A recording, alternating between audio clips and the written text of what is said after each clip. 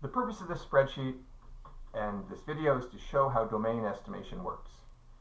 Let's give our scenario first. In this scenario, I have this blue area, which is the population I'm sampling. I know from a GIS coverage, the official area of this blue area is 100 hectares. I have inventory plots that I put out randomly in this area, 1 through 10, labeled with the number. And on each inventory plot, I measure 3 attributes. One attribute that I measure is the proportion forest found on each plot. This blue area is a mixture of forest and non-forest areas, or vegetation types.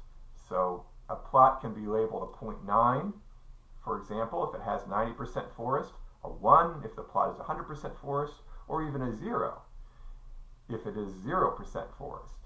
And again, the definition of forest has something to do with the vegetation structure and so on. The other attributes I've measured on each plot are forest type, and forest type is just a label that's given the plot based on its species composition.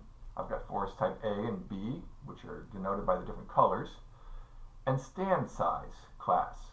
Stand size is something that is related to the size of the cohort or the group of trees that are all growing together. So maybe in this forested area or this study area, there were 3 forestry activities applied, and there are different sizes of trees, or different cohorts of trees in each of these little areas. Now I've drawn on my picture here like polygons representing what this would look like in real life, in reality.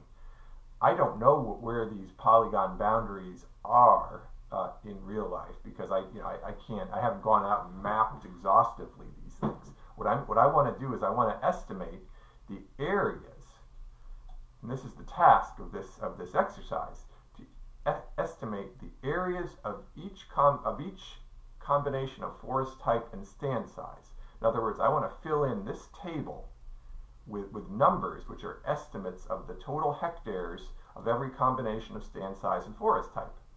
I also want an estimate of the precision of those estimates, and that's sampling error, and I'll show you what that is in just a moment if you're not familiar. The last bit of information is that we know that this blue area is 100 hectares in size from the GIS coverage.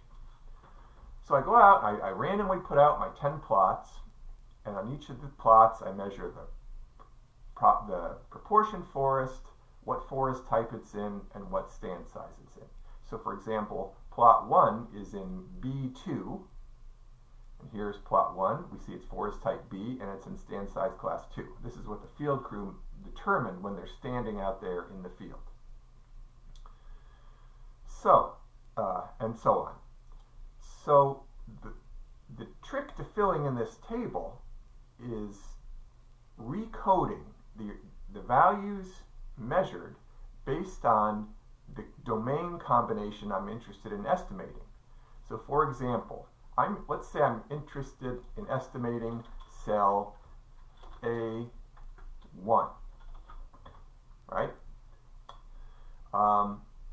I've set up the spreadsheet so I could type A1 there, and when I do that, you can see that I have in effect zeroed out all values that were measured originally if they are not in the domain of interest associated with A1.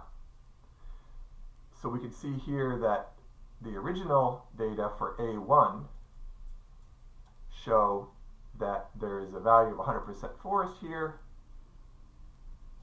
It receives a 1 in the column used for the estimates. B2, or plot 1 was a B2.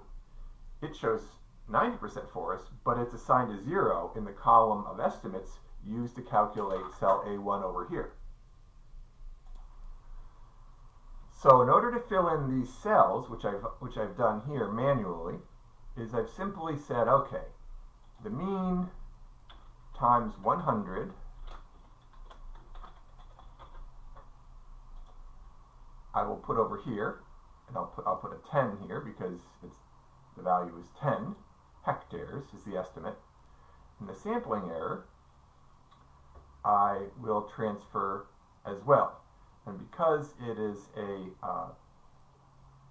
already as a percent, I can simply transfer 100 over to here.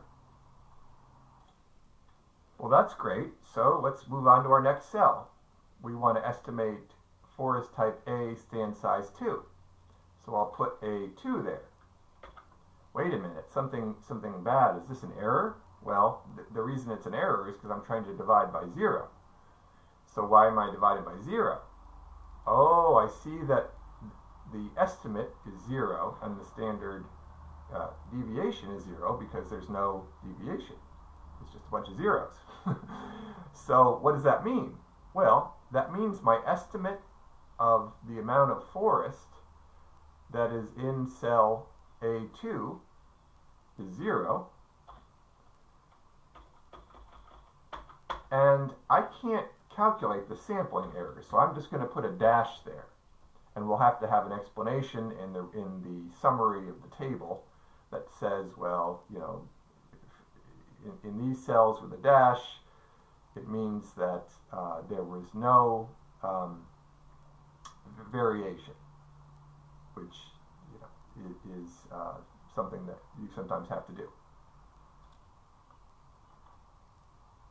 So we continue with the procedure, changing the code for each cell that we're estimating until we filled in both tables. And that's how we would do domain estimation. I encourage you to play with this spreadsheet and until you understand the idea. Thank you.